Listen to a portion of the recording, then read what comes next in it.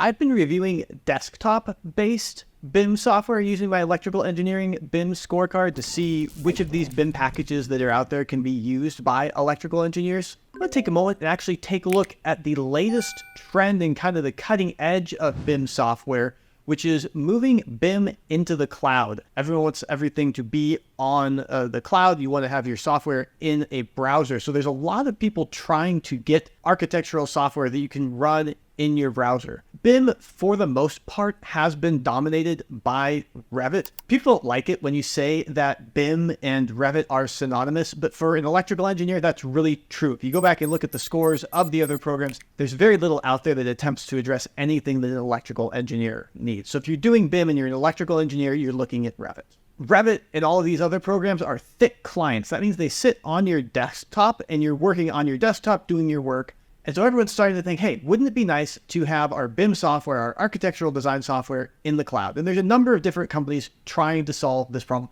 Autodesk notably has been trying since 2016. They came out with Project Quantum at the time, been through multiple rebrands and adjustments. It's currently being called Forma, is their latest foray into this. They want to get you onto the cloud. And, there's benefits to being on the cloud. You can have collaboration and whatnot. But you're trying to take this software, Revit, that's on the desktop and move it up into the cloud. There are a number of other companies trying to solve this problem that have come up recently. Infernia was started in 2018.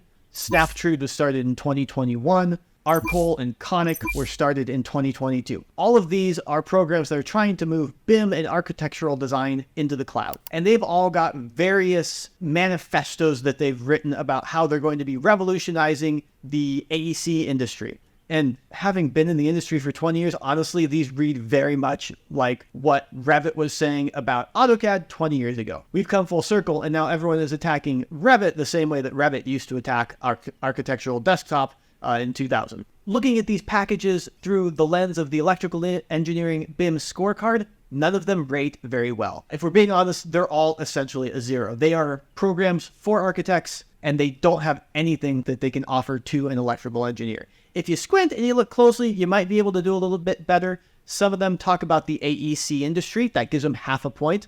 But if all you're doing is mentioning the E as a letter exists, that doesn't really get you very far for electrical design. Looking at some of the graphics on some of the manifestos, some of them will have a little box where they call out electrical engineering as a subdiscipline. It's nice that they acknowledge that we actually exist, but that's all the more acknowledgement we get at this point.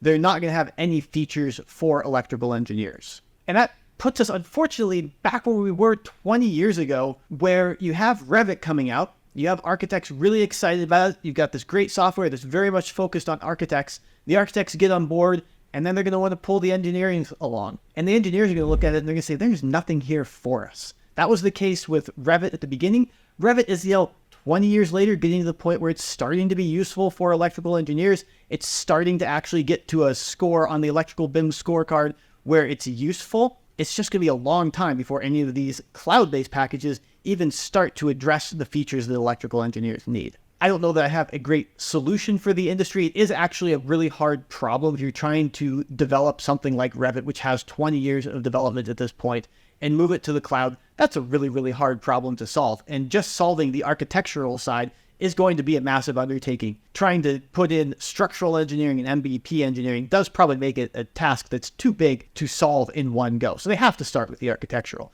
But it means that, again, the electrical engineering is just going to be lagging because it's going to be, again, as always, the last thing that's going to get done. When they start doing engineering, they're going to start with structural. They're going to get the beams in there because that's some 3D stuff that they can see. On the MEP side, they're going to get the ductwork because, again, that's 3D stuff that the architects can see and they start to care about. And then the electrical engineers, all the stuff that we care about, voltage drop, single line diagrams, that's just not going to get included.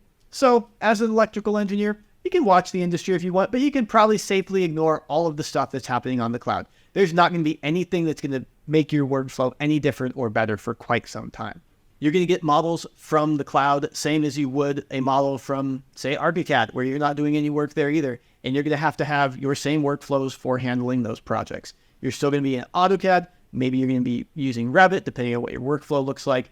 But as the architects are fighting it out with all of these different programs, we're going to have to stay in the technologies that we've been using for the past 20 years.